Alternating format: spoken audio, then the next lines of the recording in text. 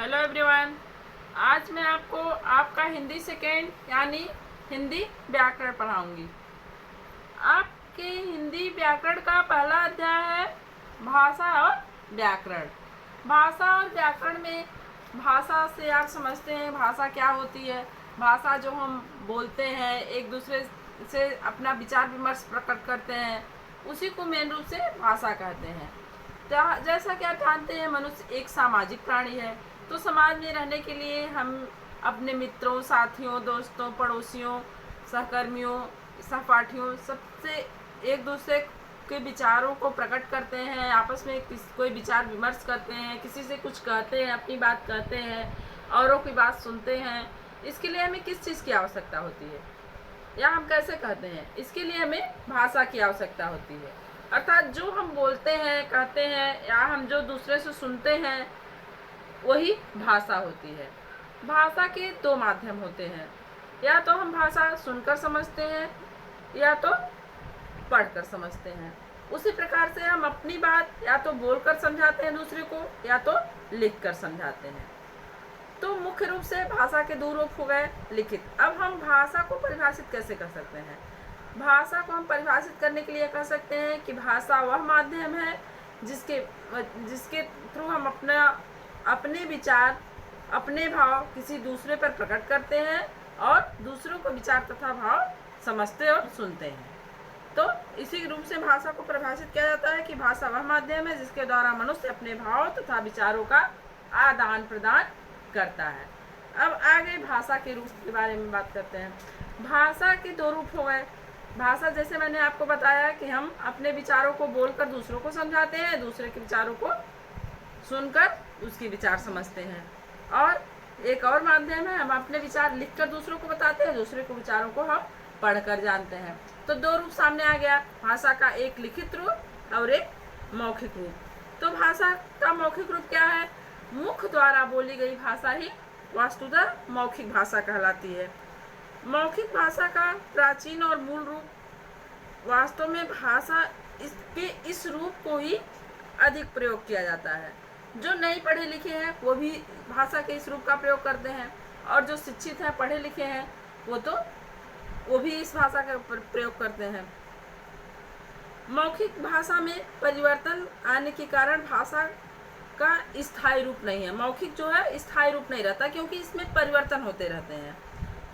मौखिक भाषा के मुख्य रूप कौन कौन से हैं? जैसे संवाद, भाषण, वाद विवाद, काव्य पाठ, नाटक, रेडियो, दूरदर्शन, हम टीवी देखते हैं, या कोई भी दृश्य श्रव्य सामग्री होती है जो हम देखते भी हैं और सुनते भी हैं, ये सब मौखिक रूप के उदाहरण हैं। समाचार वाचन भी मौखिक भाषा के ही एक उदाहरण है। तो मौखिक भाषा आपको समझ में आ गई, जो हम बोलते हैं या जो हम सुनते हैं, या हम जो देखते भी हैं और सुनते भी हैं, ये सब मौखिक भाषा के उदाहरण हैं। अब आपका भाषा का सेकंड रूप पे आते हैं। सेकंड क्या है? लिखित भाषा है। भाषा को जिस रूप में लिखकर विचारों को प्रकट किया जाता है उसे लिखित भाषा कहते हैं। भाषा के विकास क्रम में मौखिक रूप के बाद भाषा के लिखित रूप का विकास हुआ। भाषा के लिखित रूप के द्वारा मनुष्य विचार भविष्य के लिए भी सुरक्षित रख सकता है। जैसे हम कुछ बोल गए, कोई भी अपने विचार रखे, वो चाहे कितनी भी बड़ी विचार हो, आपने सुन लिया, आपके समझ में आ गई, लेकिन उसके बाद अगले तक जाने के लिए उसका रूप परिवर्तित हो जाता है। आप किसी और ढंग से कहेंगे, वो सुनने वाला किसी और ढंग से ग्रहण करेगा, वो तीसरे से कहेगा, किसी और ढंग से उसके सब बात प्रस्तुत होगी वो बात। लेकिन जो लिखित रूप है ये सुरक्षित रूप है। जैसे हम कोई चीज़ लिख के रख देते हैं, या हम जैसे कि पुरानी पुस्तकें पढ़ते हैं, तो वो जो सदियों पहले दिया गया आज भी वही है।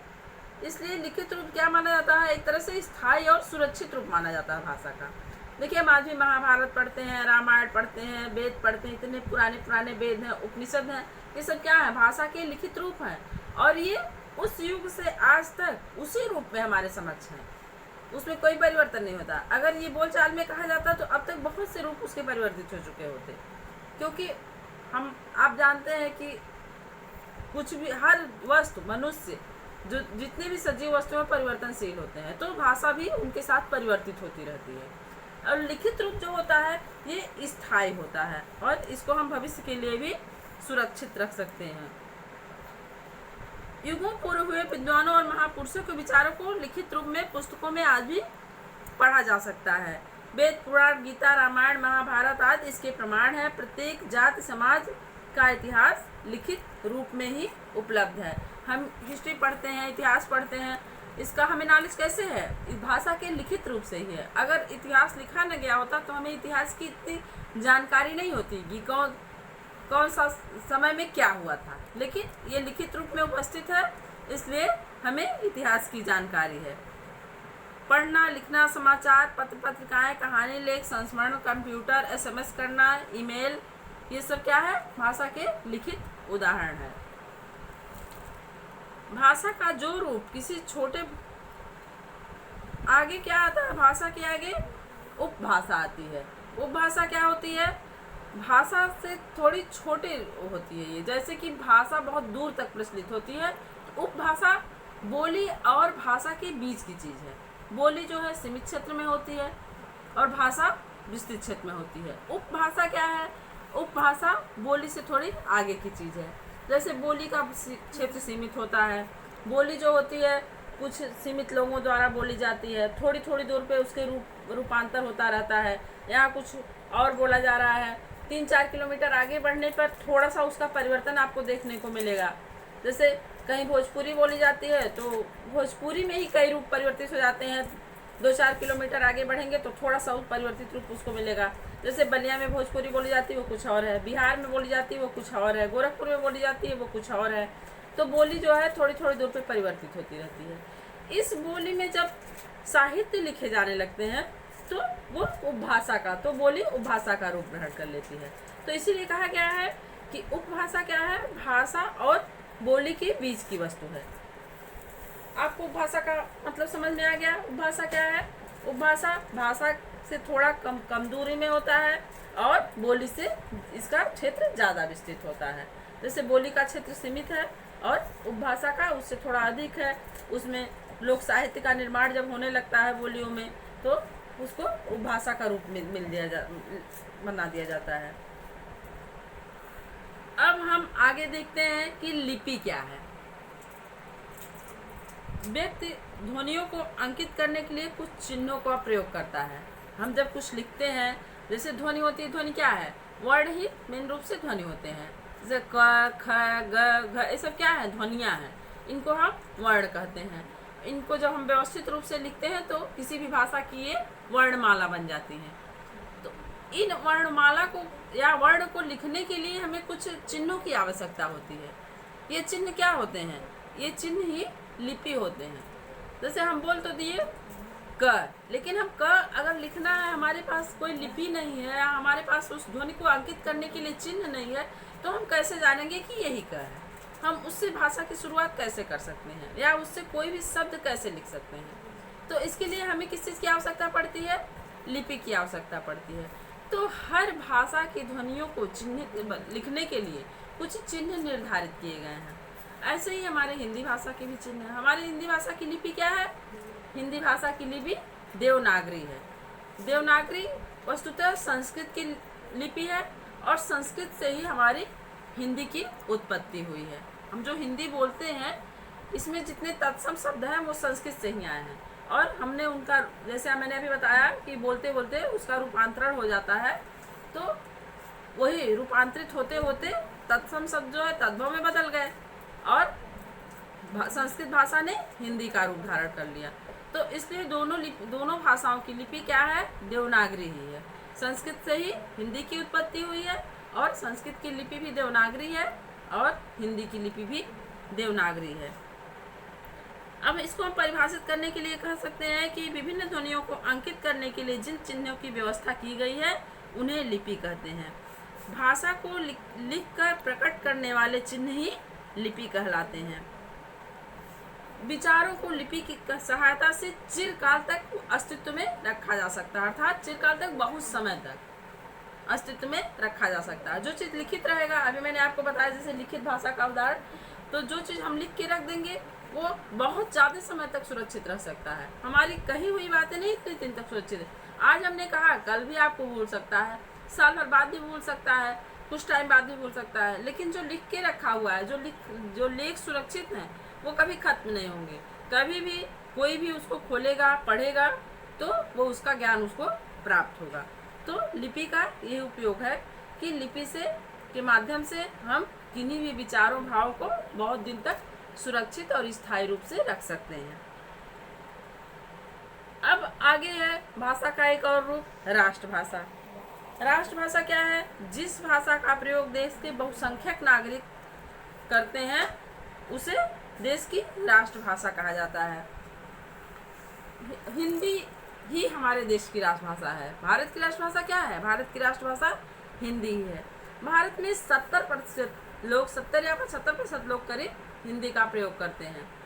बाकी और भी तमाम बोलियां हैं, और भी भाषाएं हैं जो भारत में बोली जाती हैं, गुजराती, पंजाबी, हरियाणवी, ये सब भाषाएं भारत में बोली जाती हैं, लेकिन मुख्यतः इसका प्रयोग कम ही होता है, कम क्षेत्रों में होता है, सीमित क्षेत्रों में होता है। और जो लोग इन भाषाओं का प्रयोग करते हैं, इन बोलियों का प्रयोग करते हैं, वो भी हिंदी जानते हैं। तो इसीलिए भारत में 70 से 75% लोग हिंदी का प्रयोग शुद्ध रूप से कर पाते हैं। अतः हिंदी भारत की राष्ट्रभाषा है। हिंदी उत्तर प्रदेश, मध्य प्रदेश, बिहार, राजस्थान, हिमाचल प्रदेश, हरियाणा, झारखंड, उत्तराखंड, छत्तीसगढ़ तथा दिल्ली राज्यों तथा अंडमान निकोबार केंद्र शासित क्षेत्रों की राजभाषा भी है। राष्ट्रभाषा के साथ साथ इतने राज्यों की ये राजभाषा भी है। अब आप कहेंगे राजभाषा क्या होती है? हिंदी ही भारत की राजभाषा भी है। यह देश की प्रमुख भाषा है। 14 सितंबर 1949 को इसको देश की राजभाषा घोषित की गई थी। हम स्कूल में या देश के अन्य सरकारी कार्यालयों में या हर जगह आप देखते हैं 14 सितंबर को हिंदी दिवस मनाया जाता है। तो इसीलिए मनाया जाता है क्योंकि 14 सितंबर 1949 को हिंदी को राजभाषा का दर्जा दिया गया था और हमारे संविधान में इसे राजभाषा सुनिश्चित किया गया था। और ये संविधान के अनुच्छेद 343 में अंकित है। हिंदी भाषा देश की राजभाषा के रूप में स्वीकार की गई थी। पंजाब, गुजरात, महाराष्ट्र राज्यों में हिंदी को द्वितीय भाषा का स्थान प्राप्त है। देश के सभी राज्यों में हिंदी भाषा के अध्ययन की व्यवस्था है। इस प्रकार यह पूरे भारत में समझी और बोली जाती है। अब आज मैंने आपको भाषा, लिपि, बोली, उपभाषा, राष्ट्रभाषा, राज्यभाषा अर्थात भाषा के मुख्य विषय के बारे में आपको बता दिया है। ये आप पिछले क्लासेज में भी पढ़े होंगे। ये बेसिक चीज़ें हैं, आपको हर क्लास में ये समझने को मिलेगा। आपको इसके बारे में पहले से भी जानकारी रही होगी, लेकिन मैंने मोटी मोटी चीज़ें आपको बता दी हैं। अब व्याकरण क्या है इसके बारे में नेक्स्ट वीडियो में आपको बताएंगे और उसके आगे इसके एक्सरसाइज भी कराएंगे। आज के लिए बस इतना ही। Thank you. Have a good day.